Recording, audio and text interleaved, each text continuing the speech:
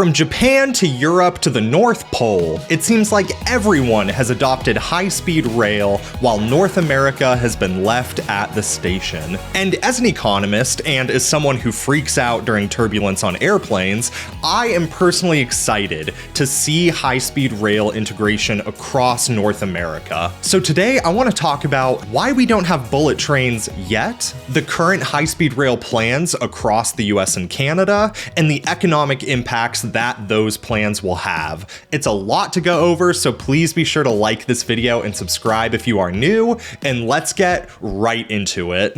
So why don't we have bullet trains? I mean, that's the most American-sounding form of transportation that exists. Well, there are three big reasons why. First and foremost is simply the terrain of the United States. From swamps to tundras to rainforests to alpine mountains and tornado-ridden plains, this country has it all. And our mountains especially are a big hurdle to setting up high-speed rail across the nation, especially out west, where almost all of the major cities are separated by hundreds of miles of extreme terrain. And so for high-speed rail to have any economic viability, it has to cross the Appalachians, the Rockies, the Sierra Nevadas, and the Cascades at some point. In fact, a big part of why Amtrak takes so long to get anywhere is because it goes around the mountains whenever it can, whereas the interstate system was designed to just plow right through them. Which brings us to the second reason why we don't have any high-speed rail. Amtrak kinda sucks,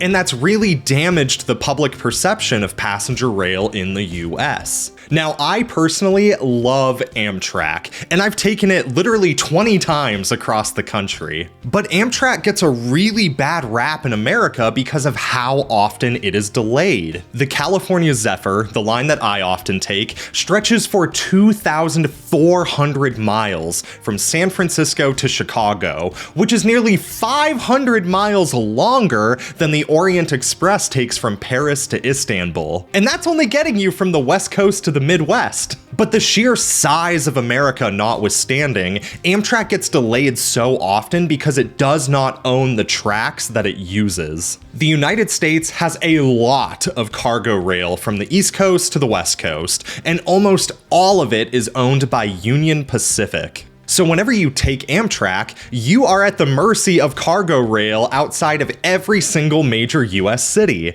and it is not uncommon for you to spend hours sitting outside of Denver or Chicago waiting for cargo rail to go past you, which gets priority over passenger rail in the United States. We'll get to this more here in a second, but one of the great things about high-speed rails that are currently being built is because they're being built by private companies, they are building their own rails that won't have to compete with cargo freight. And then the third reason why we don't have high-speed rail yet is simply because of the car lobby. Anyone who's aware of American history knows that we used to have so much passenger rail in America, both between cities, but more importantly, within cities. But then companies like Ford and the automotive lobbies in general started to heavily push the government to, one, favor zoning laws that were not conducive to building, mixed-use, walkable communities, but also forcing the government to put more and more money into car-reliant infrastructure. And this has contributed significantly to suburban sprawl in the United States,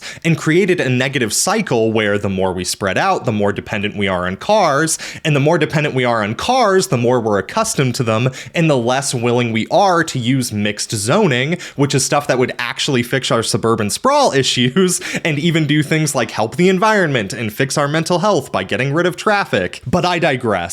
Let's shift gears here and talk about the current plans for high-speed rail in North America, starting with Brightline, baby! So Brightline already runs a high-speed rail between Orlando and Miami, with tickets going for $25 in coach and about $150 in first class. And they are currently in the process of building a high-speed rail between Las Vegas, Nevada and Metro Los Angeles, California, a route that will take 2 hours by train, following building Interstate 15, a route that would normally take 3 to 4 hours by car without any traffic. Like I said, construction has already started, and this is going to become operational sometime in 2026. But it's not just the United States planning to build high-speed rail on the continent. Plans to connect Ontario to Quebec and to connect Calgary to Montana are hopefully going to create a lot more economic mobility between those regions and make it so much faster than driving to get between some of those major population centers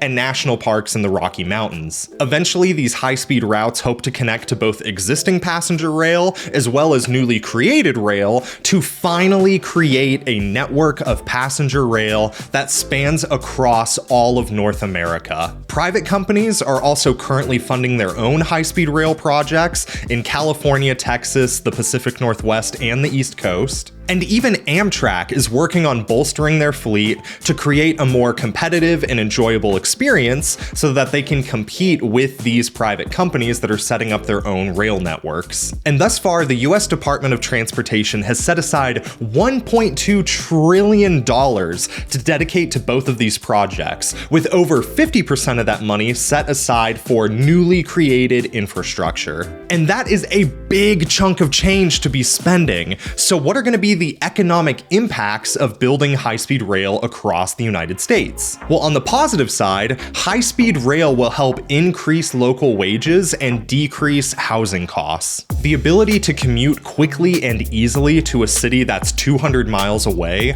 will put strain on local companies and force them to pay workers more, while also putting strain on the viability of some of the US's most expensive housing markets. It's almost the inverse of what happened with remote work-based inflation back in 2020. Being able to live near your family in Southern Nevada while you commute to Southern California every day while making significantly higher wages but paying less in housing is going to be an incredibly attractive option for a lot of people. And this will also incentivize cities to build walkable infrastructure around those train stations, while also incentivizing companies to move near those train stations, because that's where people are going to congregate, and therefore that's where money is going to congregate. In fact, we already see this happen at scale in Japan, where train stations are kind of the centralized hub around which the community forms. Shops, businesses, and really anything else that you might need tend to form around those train stations, and they become basically money hubs for whatever major city that they're in. And so the second economic boom that's going to come from high-speed rail is simply the increase in general mobility, as well as the creation of new jobs that apply across all sectors of the workforce. Blue-collar workers get to build and maintain this infrastructure, educated technicians get to design this infrastructure, and then white-collar workers get to take advantage of this infrastructure by using it to move to different offices where they can work. And that'll allow people to take advantage of bigger and better opportunities that may not been locally available to them. Which is to say nothing about the positive environmental impact that this is all going to have. Decreased traffic means decreased pollution, as well as a decreased dependence on foreign oil, all of which is good for us both environmentally and, quite frankly, in terms of our mental health. A lot of people have 2-hour commutes anyway, and so a 2-hour commute would be a lot more enjoyable if you're able to stand up, walk around, eat a sandwich, do some work on your laptop, than it would be spending that time behind the wheel sitting bumper to bumper in traffic. And if for no other reason, that alone will dramatically improve the lives of countless Americans.